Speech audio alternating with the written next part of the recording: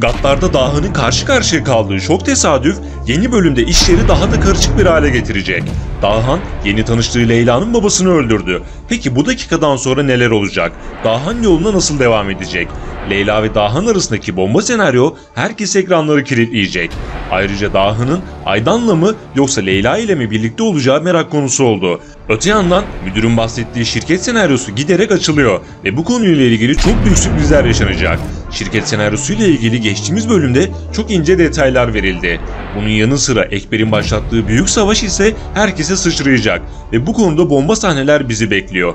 Bu videomuzda tüm bunlardan ve daha fazlasından teker teker bahsedeceğiz. Tabii bir de Gattar'ın final yapıp yapmayacağı konusuna son noktayı koyacağız. Hemen başlayalım. Dahan, müdür ve Kurt'la olan işbirliğini daha da geliştirerek yoluna tam gaz devam ediyor. Dizide önceki haftalarda olduğu gibi bu haftada toplumsal olaylara yer verildi. Yeni bölümlerde de buna benzer senaryolar devam edecek ve Dahan tıpkı lakabı gibi gaddar olmayı ve bu işi yapmayı sürdürecek. Fakat tüm bunları yaparken kader onun için zor sınavlar hazırlıyor. Bu sınavlardan biri de Leyla oldu. Daha ilk tanıştıkları andan itibaren bir hoşlantıyla birlikte aralarında muhabbet gelişti. Hatta Dahan uzun zaman sonra ilk kez güldü ve iyi hissetti. Aynı şekilde Leyla da Dahan'dan hoşlandı. Ancak Dahan'ın öldürdüğü doktor Leyla'nın babası çıkınca olaylar çok başka yöne doğru ilerleyecek. Elbette Dahan bu durumu çaktırmayacak ve önünde iki seçenek olacak. Ya Leyla ile takılıp ona destek olmaya çalışacak, aralarında bir bağ kurulacak ya da babasını öldürdüğü için Leyla'dan uzak durmayı tercih edecek. Ancak her iki durumda da 2-3 bölüm içinde Leyla tüm gerçekleri öğrenecektir.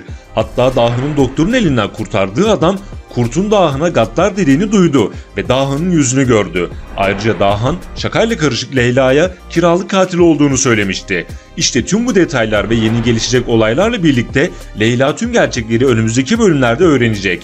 Böyle bir durumda akıllara gelen en kuvvetli ihtimal Leyla'nın intikam senaryosu. Bu ikili arasında başlayan iletişim Leyla'nın babasının ölümünün ardındaki gerçeği öğrenmesiyle büyük bir sınava tabi tutulacak. Leyla, Dahan'ın aslında gaddar kimliğini taşıdığını öğrendiğinde intikam duygusuyla harekete geçebilir. Ancak bu süreçte Leyla'nın Dahan'a olan duyguları intikam arzusuyla karmaşık bir hale gelebilir. Dahan'ın ise her ne kadar şu an araları bozuk olsa da ilerleyen bölümlerde Aydan'la yeni bir sayfa açması bekleniyor. Kısacası Dahan, Leyla ile değil Aydan'la birliktelik yaşayacak. Fakat Oya'nın ipleri eline alması bu ikilinin bir süre daha birbirlerinden uzak kalmasına sebep olacak. Dizideki asıl bomba senaryo şirket senaryosu. Şirket adı verilen yapılanmadan önceki videolarımızda bahsetmiştik. Müdür bu yapılanmanın ikinci adamıydı.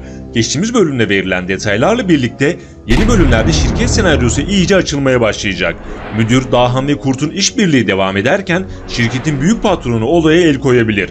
Son bölümde müdür Dahan'a Leyla'yı kurtarması için yardım etmişti. Ancak söylediği bir cümle adeta önümüzdeki bölümler için bir spoiler oldu. Müdür Dahan'a "Başımı belaya sokacaksın, yakalanırsak kaçamayız" dedi. Bu cümle bile şirketin gücünü gösteriyor. Şirketten adam kiralayan Ekber ise amacına ulaşamayınca şirketin namı yerlerde dedi. Kısacası bu durum büyük patronun kulağına gidecek ve bu konuda müdür, Kurt ve Dahan'ı kötü sürprizler bekliyor olacak. Hatta müdür büyük patronun kendisinin bile görmediğini, şirket yapılanmasındakilerin gizli ve görünmez olduğunu, aynı zamanda çok güçlü olduklarını söyledi. İşte tam da bu konuda özellikle Dahan büyük bir karmaşanın içine düşecek ve müdürle işbirliğini iyice geliştirecek. Öte yandan müdür şirket konusunda kritik bir planını devreye sokacak. Geçtiğimiz bölümde "Benim de planlarım var. Bilgi en büyük güçtür. Görünmez olanları bile gösterir" demişti. Bu da demek oluyor ki şirket ve büyük patron senaryosu giderek açılacak ve ağırlık kazanmaya başlayacak. Diğer taraftan Dahan ve annesini öldürdüğünü hatırlayarak büyük bir buhran yaşayan Enver'in Ekber'i öldürmek istemesi, Ekber'in de Enver'i düşman ilan etmesi ortalığı daha da kızıştıracak. Kısacası büyük savaş giderek kızışıyor. İki taraftan da karşılıklı bomba hamleler gelecek. Dahan Enver'e Ekber'i öldürmesi için zaman vermişti ancak Enver'in bunu başarması beklenmiyor. İşte tam bu noktada devreye müdür ve Dahan girecek. Çünkü müdür Dahan'a Enver babasını halledemezse çaresine bakarız demişti ve durumlar aynen bu şekilde olacaktır.